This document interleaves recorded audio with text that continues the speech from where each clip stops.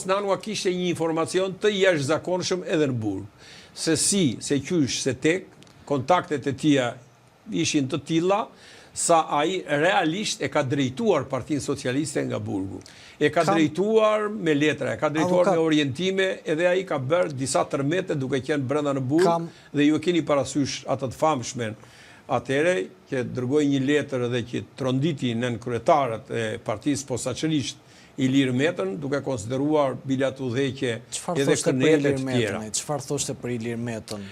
Jo, Ilir Metën faktikisht ai qysh atëre, domethënë flas të paktën për vitin 1995, ai kishte, domethënë, kuptuar një gjë.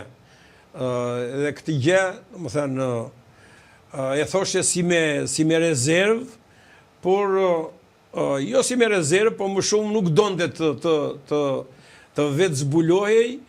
që e dinte që Pandeli Majkua dhe Ilir Meta erdhën si prurje të Sali Berishës. Pandeli Majko dhe Ilir Meta? Po, në vitin 92. Edhe Pandeli Majko? Edhe Pandeliu. Por erdhën të dy, domethënë erdhën njerësh ata, edhe Saliu i pruri faktikisht. Saliu i pruri si dorën e tyre brenda Partisë Socialiste për të patur një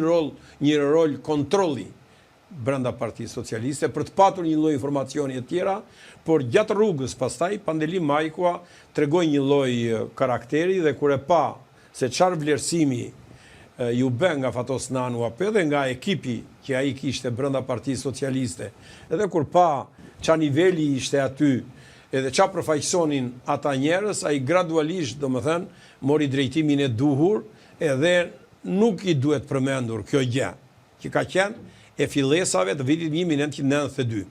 Kurse Ilir Meta faktikisht erdhi si dora e Sali Berishës, këtë gjë e dinte shumë mirë.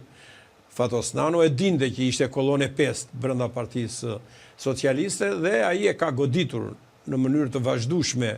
Ilir Metën, ka qenë sy vigjilent ndaj Ilir Metës. Dikush do thot po si u bë kryeministër e tjera se Nanua e bëri.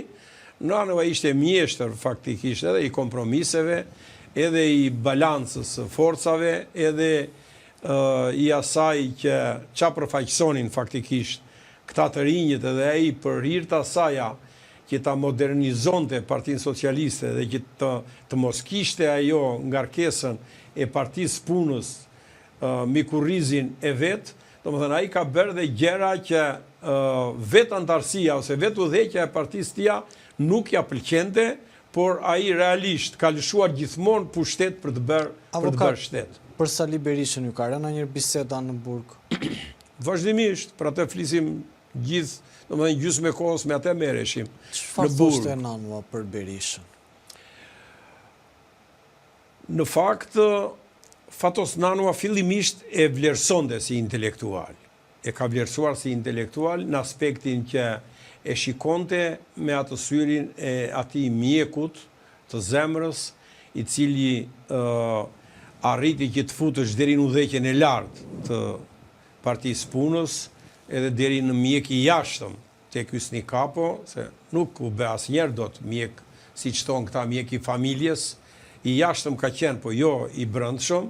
Tjetër punë që ai ishte vemi e keqe që ngjitej edhe nuk shqitej kollaj, se për çfarë qëllimi vajti tek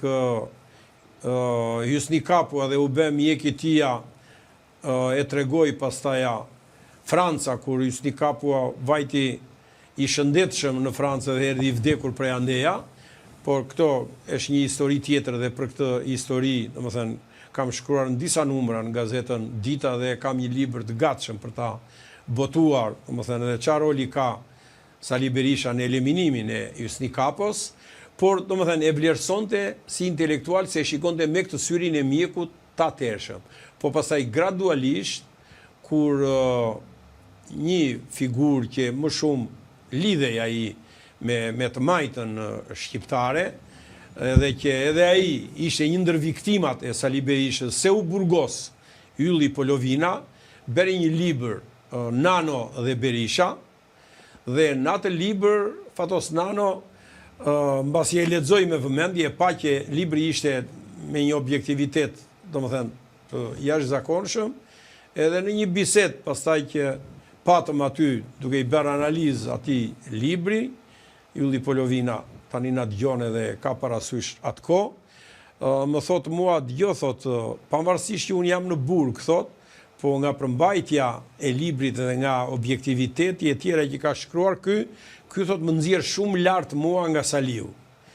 I thash unë, nëse ti do ta krahasosh veten me Saliun, i thash ty të ka marrë mordja edhe ky vend nuk do bëj hajër kur. Në çfarë aspekti thash? Në aspektin që një qytetar siç je ti, nga një familje intelektuale siç je ti, nga një shkollë ekonomi politike siç ke bërë faktikisht ti, dhe nga i rreth familjare shoqëror me cilën ti ke bërë gjatë gjithë jetës tënde, ta krahasosh veten me Saliun e Viçidolit, kjo i thash mua më duket, domethënë afër mendësh, aq më shumë i thash që të tërë kanë kuptuar dhe e vlerësojnë që është një misionar i Serbisë, ti i thash unë i qëndron asaj të vjetrës që ka qenë intelektual shumë i mirë, e tjera me radhë mjek i mirë e gjitha dhe i ngatron politikën me këtë. Kemi bërë debate faktikisht në këtë fushë, por flisnim, domethënë, vazhdimisht edhe gjithmonë. Flisim gjithmonë, situatat po vinin që zgjedhjet e majit i vrau Saliu dhe me vrasjen e zgjedhjeve të majit që e gjakosi, domethënë,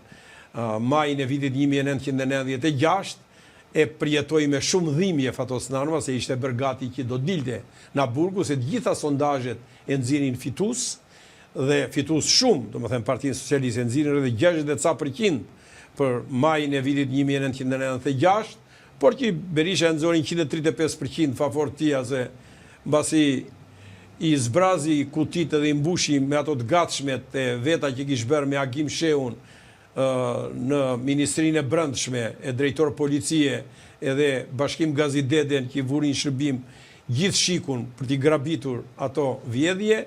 ai ka qenë një zhgënjim nga më të mëdhenjtë e tia, edhe me thënë drejtën në atë periudhë pati një lloj rënje, një lloj dhimbje që e ndjeu edhe filloi edhe më pak të shkruante, domethënë gjatë asaj kohe. Por kur dualën pastaj këto firmat piramidale dhe filluan shkëndijat, atëherë jo vetëm e zgjallëruar, por e dinte pasaj edhe ç'a do vinte pas tyre, edhe tëra parashikimet dhe i kanë qenë geniale. Edhe një pyetje të fundit. Kur u liruat, ishit aty, si ka ndodhur, si u prit në burg, lirimi Fatos Nanos? Është një histori shumë e bukur për lirimin e tij, sepse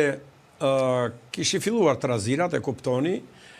tek burgu i Bençës, ne shikonim kur dilim aty në dritare, sepse nuk na lejonin atëherë edhe për najrim nuk na lejonin, megjithëse bëm sa protesta shumë të fuqishme, atëherë të rënditën burgun, sa u detyruan dhe forca speciale të vinin nga Tirana, të vinin atje, edhe në krye të këtyre organizimeve faktikisht, edhe me miratimin e Fatosit, se Fatosi jepte orientimet e këto tjerat, por ekzekutori tyre ishja unë edhe në raport me këta të burgosurit, sidomos me këta të burgosurit e përjetshëm, që ishin tepër ze i fuqishëm aty.